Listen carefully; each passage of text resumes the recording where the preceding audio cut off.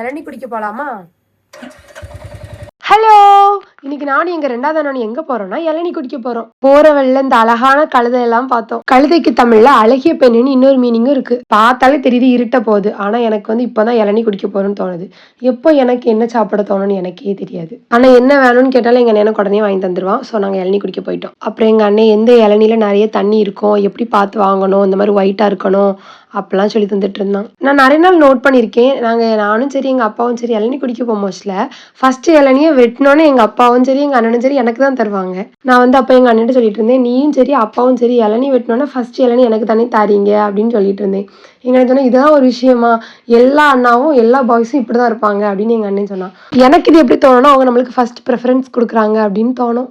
உங்க அண்ணனோ உங்க அப்பாவோ ஃபர்ஸ்ட் வந்து இளநினாலும் சரி ஃபுட்டுனாலும் சரி உங்களுக்கு தான் ஃபர்ஸ்ட் தராங்கன்னா ரெட் ஹார்ட் கமெண்ட் பண்ணுங்க. இது மட்டும் இல்ல, அந்த இதுக்குள்ள ஒரு கருக்கு இருக்கும்ல, அதெல்லாம் எங்க அப்பா எனக்கு தனியா எடுத்தே தந்துருவாங்க. ஓகே, பாய்.